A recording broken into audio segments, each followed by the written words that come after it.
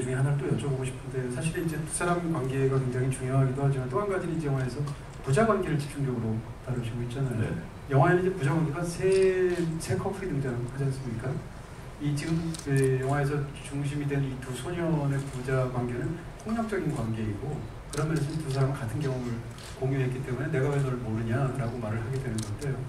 근데 그들이 돈을 뜯어내야 될 주 대상인 상대방인 그 기사 아저씨는 이제 쉽게 얘기하면 이들하고 대변되는 아들에게 뭔가 제대로 해주려고 하는, 그게 잘 안 되는 아버지이지 않습니까? 그 아버지한테 이제 돈을 뜯는 과정에서 불쌍하지도 않냐고 이제 물어보게 되는 건데, 제가 여쭤보고 싶은 건 이 영화에서 이제 다양한 관계가 있고 그 남매 관계도 굉장히 중요하고 보스와의 관계도 중요하고 무엇보다도 소년과의 관계가 중요할 텐데, 영화에서 사실 부자 관계가 굉장히 중요하게 다루어지고 있다는 겁니다. 여기에 대해서 이 관계를 이렇게 집중적으로 이 영화 속에서 다루신 감독님의 생각을 여쭤보고 싶습니다. 결국에 저는 삶에 있어서 가장 중요한 부분 중 하나가 환경적인 요인, 그리고 그 주변 인물. 그 주변 인물이라고 한다면 사실 가장 가까운, 특히 이 나이대 그 연규나 아까 말씀하신 그 형우나 어렸을 때 치건 그 나이대에 가장 중요한 관계는 부모라고 생각을 하거든요.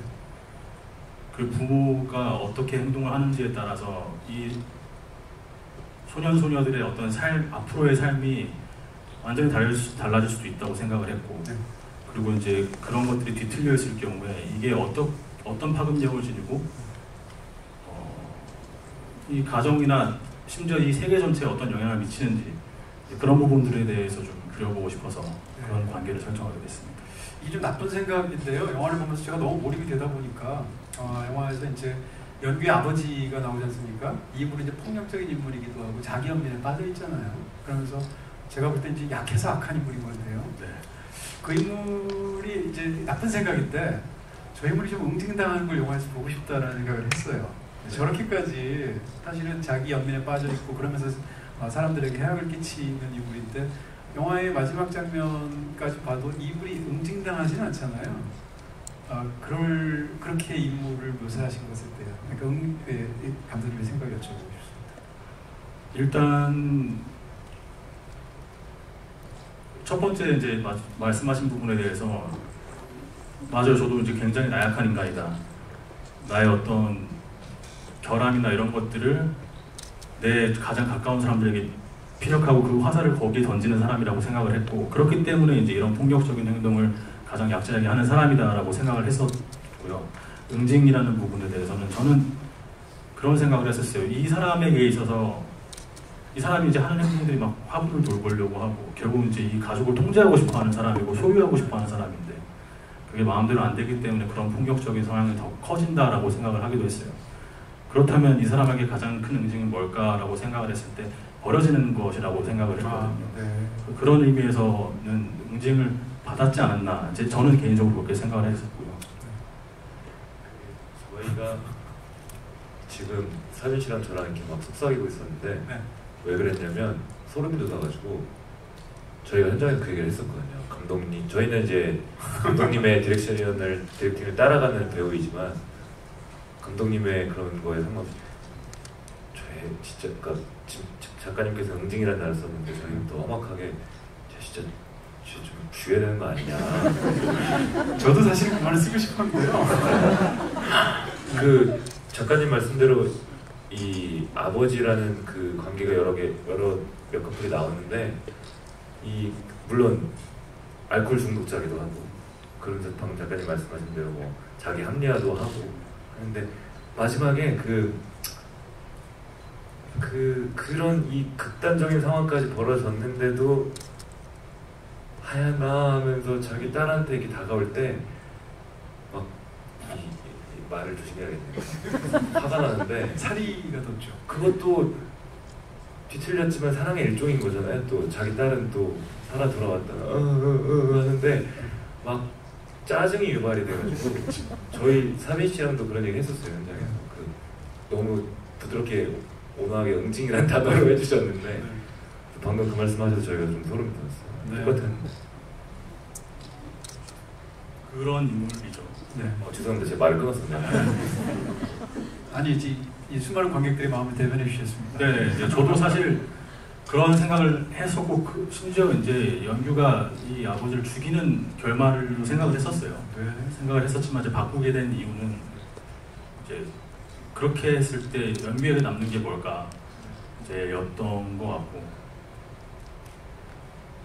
연규를 위한 선택이었다고 저는 생각을 했어요. 이게 이 아버지를 죽이지 않는데 결국 어쨌든 연규가 이제 특히 치건이나 하얀 이제 그런 인물들을 통해서 그 겪어나간 것들이 있고 그걸 통해서 이 친구도 이제 성장을 했을 것이고 그것이 원인이 되어서 이 마지막에 그런 이제 선택을 죽이지 않는다는 선택을 했다 그런 생각을 했습니다. 이제 좀 약간 좀 뭐라 그럴까요? 좀 영화를 보면서 재밌게 생각하는 저런 디테일과 저런 설정은 어떻게 나왔을까 이걸 좀 여쭤보고 싶습니다. 두 사람이 이제 결정적으로 가까워지게 된 그 차고 사실 그 공간도 너무 잘 만들었다는 생각이 들어요. 그 인물이 정말 그런 공간에 살 것 같잖아요. 그리고 나서 차고 다니는 칼로 이제 매운탕을 끓여주는데 매운탕은 사실은 어렸을 때 자기 아버지랑 관련되어 있는 결정적인 아픔하고 관련되어 있는 음식이기도 하고 그래서 그걸 끓인 상태에서 이제 생선을 먹는 장면인데요. 네, 저는 생선을 그렇게 먹는 사람을 태어나서 처음 봤어요. 일단 뜨거울 거고요. 그 다음에 고기를 그렇게 먹을 수는 있겠으나, 네, 그래서 그 장면에서 더군다나 이제 홍사빈 씨는 이제 극 중에서 역할 모델이니까 형님 하시는 대로 따라하는 이 동네에서 이렇게 먹는 건가 보다 계속 고단히 따라하게 되는데 기술적으로도 어려웠을 것 같고요, 먹는 게. 그 다음에 굉장히 독특한 그런 설정이기도 하고 이런 설정들은 어떻게 나온 거면 두 분이 연기하실 때 어떠셨는지 여쭤봅니다.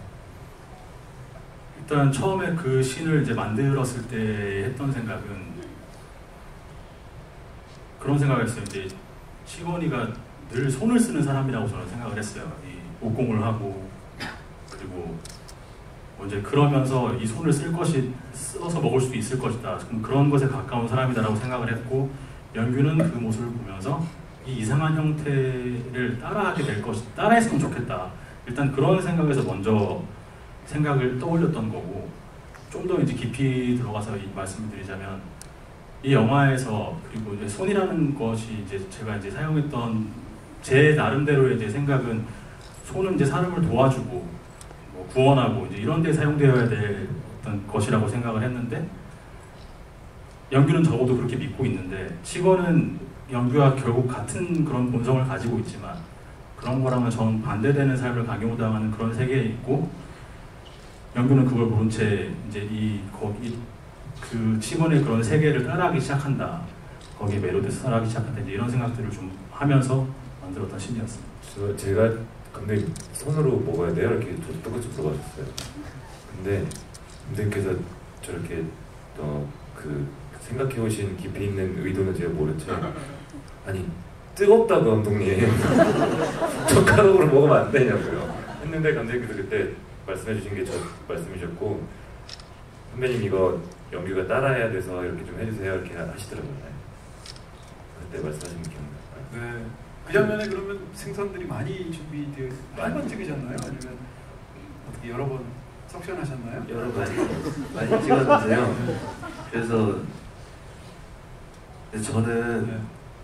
논외 새벽 3시였나요? 맞아요. 논외인데 밥을 좀 맛없게 먹는다는 얘기를 옛날부터 많이 들어가지고 그게 제일 걱정이었는데 근데 선배님께서는 사실 그래도 어떤 음식을 대하거나 먹는 것에 있어서 또 저는 잘 드신다고 생각을 했거든요. 왜냐면 여러 어떤 스크린이나에서 봤을 때 그래서 어떡하지 맛있게 먹어야 될 텐데 분명 맛없게 먹을 필요는 없는 장면이잖아요. 사실 두 사람이 어떤 실제로 맛있었겠죠? 알 수 없는 허기짐에 더 맛있게 먹어야 장면이 사실. 근데 선배님이 알겠습니다 하고는 너무 맛있게 드시는 거예요. 갑자기.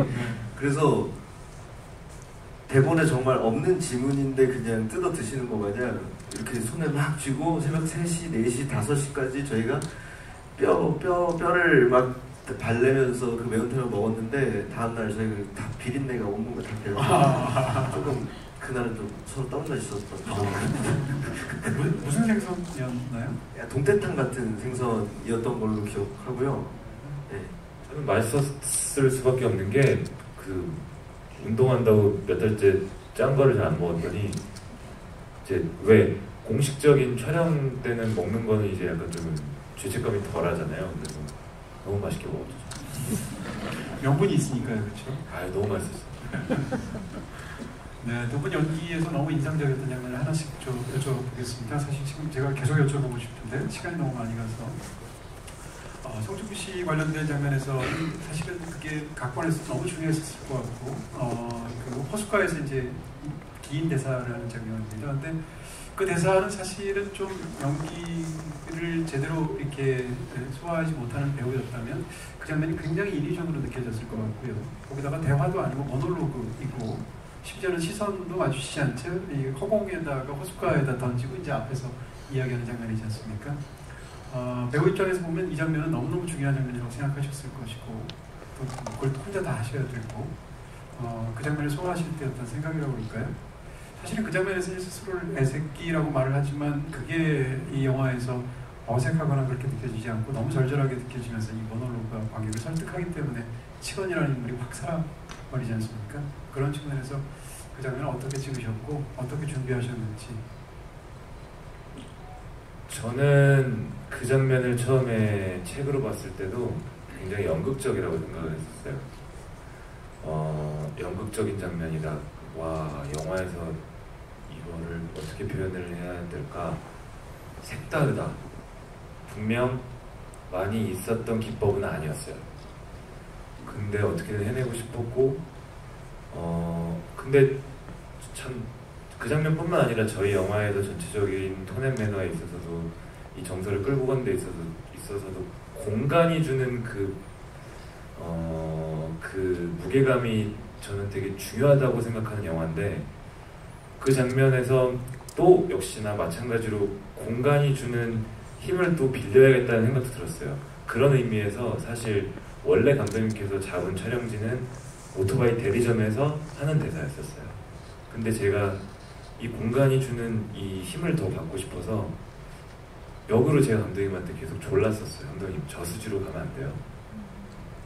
내가 그 일을 겪었던, 물론 저는 다른 사람 이야기인 것처럼 얘기를 하지만 내가 겪었던 그 저수지에 가서 영화에서 보시면 물론 영규도 제 뒤에 있고 하니까 혼자 하는 대사인데 공간의 힘을 받고 싶었어요. 그래서 내가 실제 일을 겪었던 그 저수지에 가서 그 물가를 바라보면서 하고 싶다는 그 생각이 계속 들더라고요. 그래서 감독님께 제안을 했고 감독님께 고민하시더니 그 장면을 촬영하기 이틀 전까지 원래는 오토바이 대리점에서 찍는 거였는데 갑자기 부랴부랴 춘천에 있는 저수지를 막 헌팅하기 시작을 했죠. 그 공간에서 주는 힘을 저는 받고 현장에서 아침에 리허설을 하는데 너무 자연스럽더라고요. 굉장히 아까 말씀드렸다시피 이런 영화에서 장편 영화에서 연극적인 씬을 어떻게 소화를 해야 되지 그런 고민이 있었다면 아침에 리허설 했을 때는 할 수 있겠다 생각이 들어서 그 다음에는 쉽게 저희가 찍었던 것 같아요. 정말 이제 놀라운 판단이라는 생각이 듭니다. 왜냐하면 이제 극 중에 등장하는 치건이라는 인물을 보면 예를 들어서 이 인물에게 이제 저는 식물 같기도 하고 동물 같기도 하는 느낌이 있는데 예를 들어서 그 연규의 집을 아버지 그 폭력적인 아버지인데 그 정재광 씨랑 같이 들어와서 신발 신은 채로 막 올라가잖아요. 이렇게 주위를 둘러보고 이렇게 했을 때 보면 정말 영역 확인하는 맹수처럼 보이거든요. 반면에 지금 말씀하셨던 그 장면 같은 걸 보면 제가 어떤 느낌을 받았냐면 이 인물은 어쨌건 호숫가에서 어린 시절에 아버지 그 일이 있었을 때 사실상 영원히 죽어버린 인물이잖아요. 거기서 그냥 그날 이후로 자라지도 않고 계속 뭐라고 할까 이제 식물처럼 성장이 멈췄죠. 그렇죠. 네. 그 호숫가에서 그냥 이렇게 심기워진 나무처럼 이렇게 있는 인물처럼 느껴지거든요. 그러니까 그런 그 인물의 넋두리처럼 느껴진다는 측면에 사실 공간하고 너무 잘 붙어 있는 것처럼 느껴지는데 놀랍다는 생각이 듭니다. 이번에는 홍상기 씨한테 여쭤보고 싶은데 영화에서 연출적으로도 굉장히 멋지게 그 장면이 표현이 되기도 했고 오토바이를 타고 가는데 기름이 떨어져서 이제 사거리에서 멈춰져 있는 장면 있지 않습니까? 유리창을 쳐다보고 자기 얼굴을 보고 손에 있는 피를 내려다보는 그 장면을 찍으실 때 어떠셨나요? 지금 송중기 씨 말씀하신 것처럼 그 장면도 역시 공간이 주는 느낌이 굉장히 강했을 텐데 일단은 제가 디테일하게 잘 기억을 하는지는 모르겠지만 오토바이가 멈췄을 때 굉장히 큰 풀샷으로 부감으로 내려다보이게 그 친구를 굉장히 고립되게 만드는 어떤 구조가 있었던 것 같은데 영화에도 있죠. 그 힘이 굉장히 컸었던 것 같아요. 그걸 상상하는 힘도 컸고 더 이상 오갈 데 없는 상황 속에서 내가 배운 게 도둑질이라는 말처럼 정말 그걸 살려고 했는데 살려고 발버둥 치는 순간에 마주한 어떤 거울 같은 자신의 모습이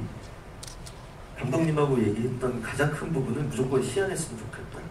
저 역시도 그랬고 일반적으로 영화적인 플롯에서 굴러갔을 때 생각이 날 만한 의구심이 든다라던가 아니면은 어떤 여튼 기시감이 드는 얼굴은 아니었으면 좋겠다 라는 생각이 들어서 그럼 어떡하지 생각이 들어서 화장실 가서 계속 이제 얼굴을 보면서 연습을 했는데 그게 뭐 잘 담겼는지는 저는 잘 아직 판단하는 건 어렵지만 여튼 구성적으로 이 인물이 어떻게 변화하고 선택하는 게 느껴졌으면 좋겠는지를 많이 얘기했던 것 같습니다. 네. 감독님께 마지막 질문 드리고 이제부터 여러분께 마이크 드리겠습니다. 추측컨대 이 영화는 아마 결말 부분에 대해서 굉장히 많이 고민하시지 않으셨을까 싶고 제 생각엔 고려하셨던 다른 결말도 있었을 것 같습니다. 그 중에서 가장 극악한 버전을 말씀해 주시죠. 어차피 안 나왔으니까. 가장 극악한 버전은 연규 빼고 다 죽는 버전이었어요. 연규 동생은 왜? 하얀이는 연규를 구하려는 싸움 안에서 죽어버리고 그 전에 먼저 죽고 집으로 돌아왔더니 엄마가 죽어있고 그 모습을 목격한 연규가 이 아빠는 하얀이를 여전히 찾으면서 돌아오고 그 아버지까지 죽여버리는 그리고 혼자 남은 상태에서 어머니에게 이제 어떤 말을 하는 그런 형태의 그렇게 안 해주셔서 너무 감사합니다. 갓기나 영화가 너무 감정이 우리가 깊이 몰입이 돼서 힘든데. 네. 자, 그럼 지금부터 여러분들의 질문을 받도록 하겠습니다. 이거 마이크가 준비된 것 같고요. 네, 저기 계신 분부터 할까요? 네. 질문을 한 가지씩만 간단히 해주시면 감사하겠습니다. 저는 김창훈 감독님께 질문 있는데요. 범죄 조직을 다루고 있는 영화인데 조직원들이 이제 문신을 한 장면은 거의 못 본 것 같아요. 흉터에 초점을 둔 것 같은데 특별한 이유가 있으신지 궁금합니다. 네, 질문해 주셔서 너무 감사합니다. 그 부분에 대해서도 저도 사실 고민을 굉장히 많이 했었어요. 문신을 넣을 것인가. 근데 이제 이 명한시 내에서 이들의 특징을 봤을 때 문신은 어울리지 않을 것 같다라고 생각했던 이유는 이 사람들은 이 명한시를 장악하고 있는 사람들이고 그 사람들과 굉장히흡착되어 있어야 한다, 이질감이 없어야 한다라고 생각을 해서 그들과 좀 이 자기들의 어떤 본 모습을 숨기고 잘 녹아들 수 있는 방향이려면 문신이 없어야 한다라고 생각을 했습니다. 네, 또 질문하실 분 계신가요? 네, 저기 여자분 하실까요? 네. 너무 깊은가요? 네, 정가운데 계시네요.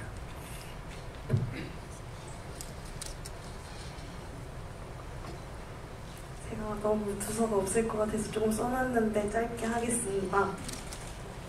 저는 올해 본 한국 영화 중에 이게 제일 좋다고 말할 수 있을 정도로 일단 인상 깊게 봤고요.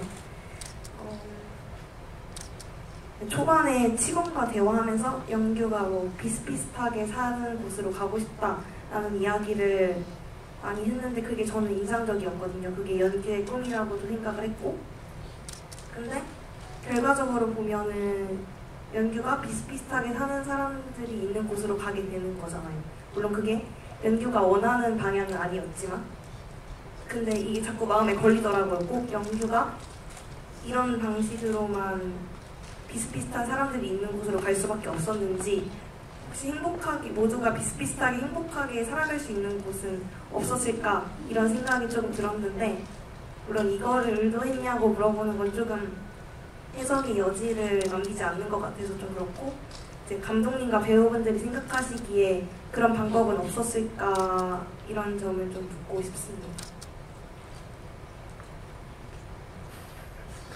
그러니까 비슷비슷한 곳으로 통칭돼 지칭되는 화란으로 도피하면서 끝나는 것이 아니라 그것을 생각하면서 끝나는 것이 아니라 또 다른 어떤 방식으로 살아가는 방법은 없었을까 이런 질문인데. 네, 맞습니다. 네.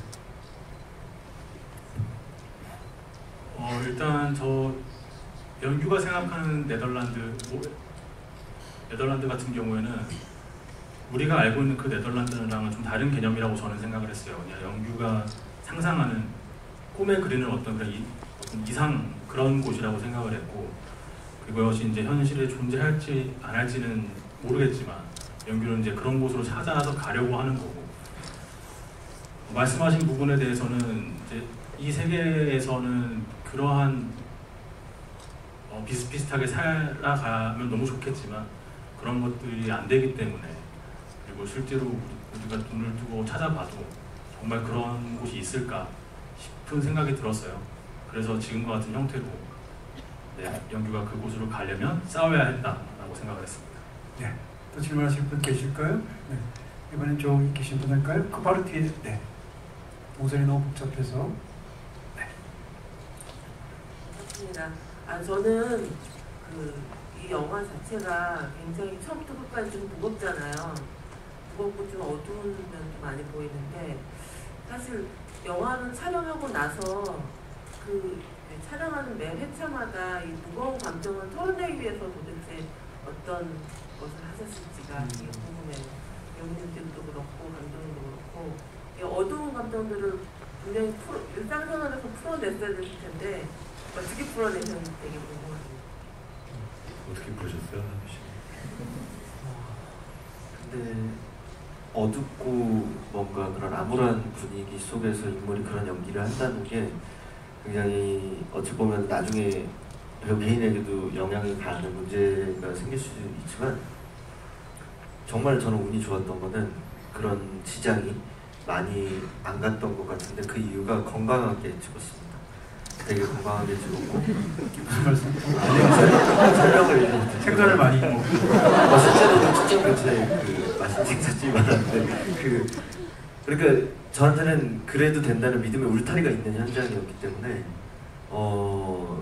이 장면을 찍을 때는 충분히 어두워져도 되고, 끝나면은 어차피 감독님이나 중기 선배님이나 뭐 여러 스태프 배우분들이 소소하게 담화를 나누면서 웃을 수 있는 곳이 있다라는 믿음이 있었던 현장이었어서, 저한테는 개인적으로 그런 온오프 자체가 굉장히 저한테는 잘 되는 현장인 게 기본 베이스였기 때문에 이번 영화는 되게 무리가 없었던 것 같습니다. 저도 똑같아요. 온오프가 정말 이렇게 긍정적인 방향으로, 건강한 방향으로 이렇게 왔다 갔다 할 수 있는 현장이었어서, 물론 이 설정들과 영화의 플롯들은 굉장히 어둡고 무겁고 한데 그 온오프가 저희가 확실했었어요. 그래서 그렇게 큰 걱정은 없었습니다. 촬영 현장은 굉장히 이렇게 우호적이고 떠들썩하고 농담도 하고 이런 분위기. 많이 깔깔댔었고요. 네.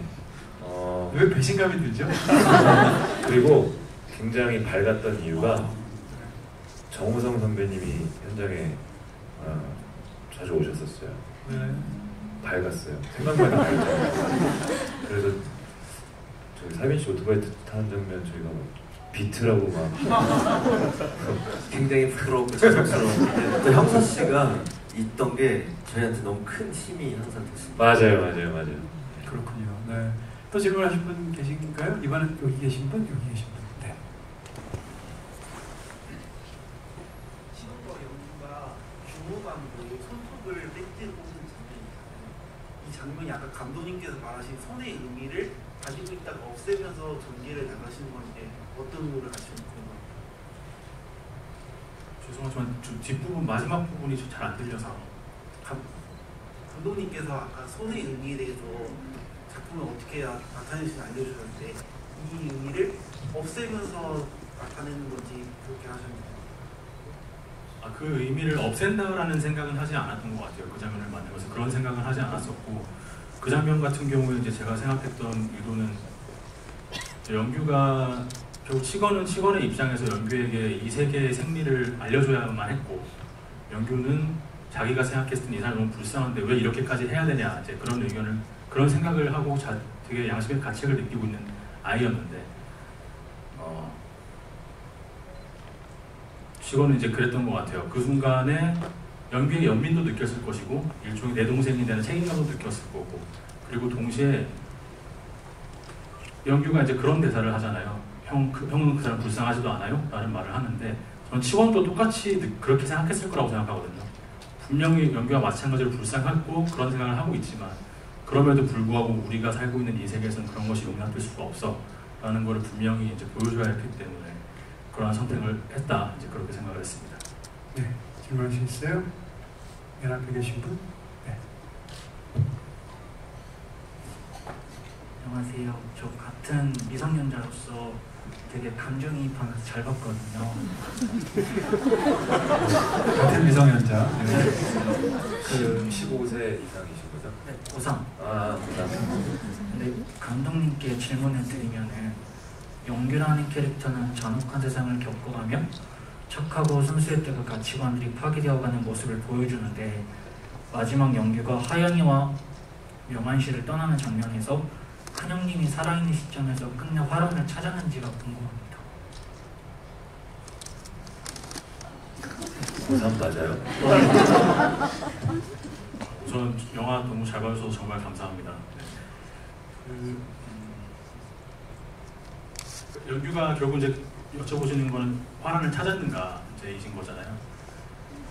저는 이제 그 질문에 대해서는 사실 이제 관객분들께서 어떻게 느끼시는지에 따라서 이제 이건 정답이 나뉠 거라고 생각해요. 다만 제가 이제 그 장면에서 했던 의도는 연규에겐 어쨌든 지금 그 하얀이라는 이제 든든한 보호자, 그런 동반자가 함께 있고 지금과는 또 다른 양상일 텐데 그렇다면 이들이 위태로울지언정 그래도 이보다는 조금 낫지 않을까? 그나마 더 나은 삶을 살지 않을까? 어떤 이제 그런 방향으로 조금 더 기울어서 마지막에 생각을 했던 것 같아요. 네, 또 질문하실 분 계신가요? 네, 이번엔 저쪽으로. 네, 그 앞뒤 분 두 분 하시겠습니까? 네, 그 통로에 계신 분. 손 들어주시겠어요? 네. 우선 이번 부산국제영화제에서 다시 만나 뵙게 되는 거 기대하고 있고요. 앞서 동진 평론가님이랑 창훈 감독님께서 응징 파트에 대해서 얘기하시면서 창훈 감독님이 응징 파트는 연규가 행복한 결말로 가길 바라면서 쓰셨다잖아요. 그래서 제가 질문드리고 싶은 건 임창훈 감독님과 홍사빈 배우님에게 질문드리고 싶은데 우선 마지막 이 응징 파트에서 임창훈 감독님이 디렉팅이나 아니면 홍사빈 배우님이 감정성을 잡은 게 용기일까 관용일까 아니면 가정폭력에 대해 남아있는 아직 두려움일까 아니면 혹은 미지의 감정이 있을까 그런 거에 대해서 좀 질문을 드리고 싶습니다.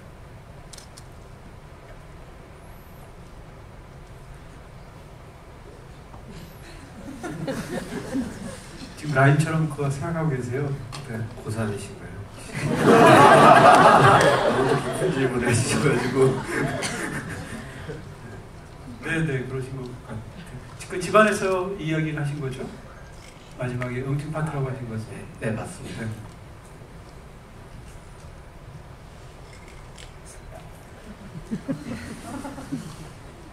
그 부분에서 저는 이제 이것이 아까 뭐 용기인지 어떤 것인지라고 이제 말씀을 하셨던 것 같은데 되게 이제 다양한 정서라고 생각을 해요.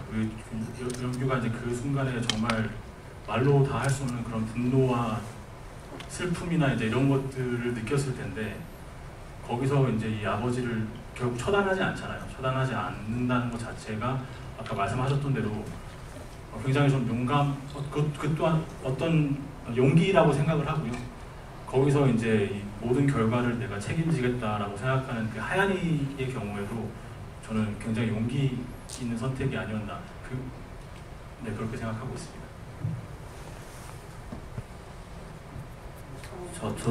저도 감독님의 생각과 가까운 것 같고요. 어떤 선택을 하건 또 화란으로 가려고 노력했을 것 같아요. 그래서 조금 더 나은 선택을 하려고 말씀해 주신 것처럼 용기를 내봤던 게 아닐까 연규가 그때 그런 생각이 지금 들고 합니다. 그 뒤에 계신 분 아시겠습니까?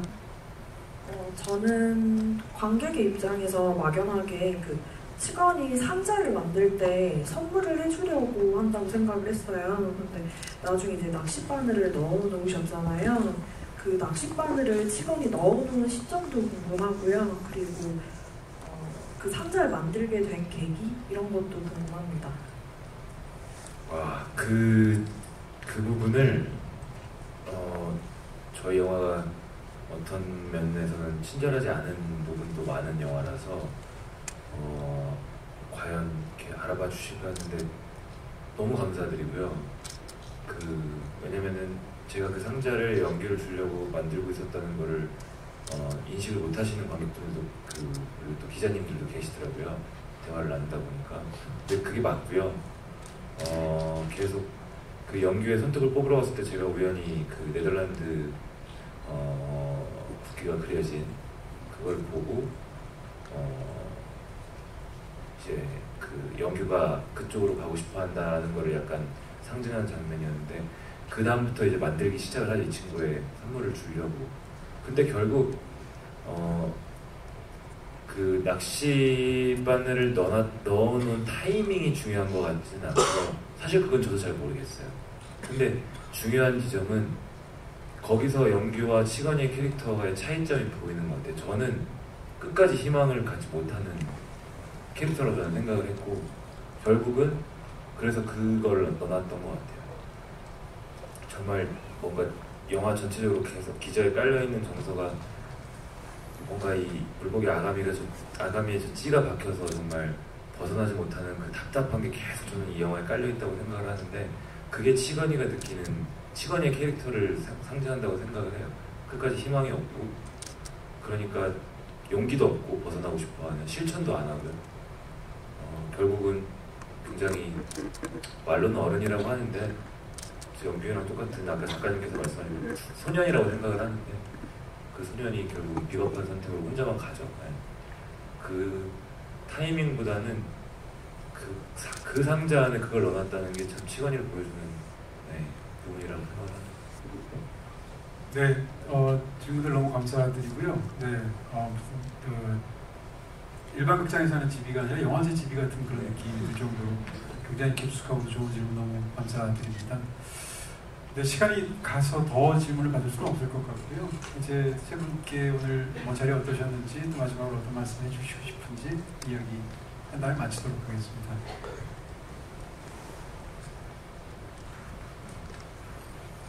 살면서 이제 처음 해본 GV였는데요. 너무 떨리면서도 또 이렇게 여러 가지 방향에서 관객분들께서 생각을 해주신다는 것도 너무 정말 감사하기도 했고 정말 좀 즐겁기도 한 그런 시간을 보냈던 것 같습니다.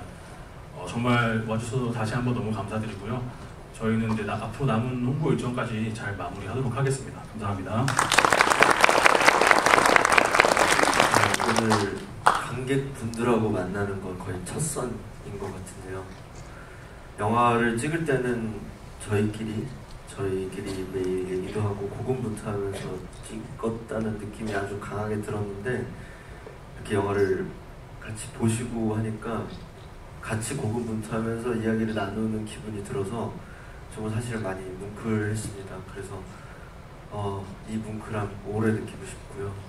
많은 분들이 저희 영화 사랑해 주셔서 또 뵐 일이 있었으면 좋겠습니다. 오늘 와주셔서 감사합니다. 네, 사빈 씨 말씀해 주신 것처럼 저희 영화 이제 관객분들과 처음으로 같이 이렇게 대화 나누는 거는 오늘이 시작인데 다양한 얘기 나눌 수 있어서 너무나 즐거웠고 이게 저희 영화의 매력인 것 같아요. 많은 분들이 각자 생각하는 지점들을 서로 공유하는 게 참 다양한 얘기를 나눌 수 있는 영화라는 생각이 들어서 개인적으로는 좀 부족한 것도 많지만 뿌듯하고요. 이 분위기 보면서 부산국제영화제에서도 GV가 몇 번 있고요. 또 네? 매진이에요? 그걸 감출 수가 없네요. 많은 자리가 있을 것 같아요. 그때 좀 더 긴 시간 대화를 나눌 수 있는 시간이 됐으면 좋겠고 아까 어떤 분께서 말씀해 주셨는데 부산에서 꼭 또 뵀으면 좋겠고요. 오늘 이렇게 늦은 시간까지 함께 자리해 주셔서 정말 마음 깊숙이 진심으로 너무나 감사드립니다. 고맙습니다. 감사합니다.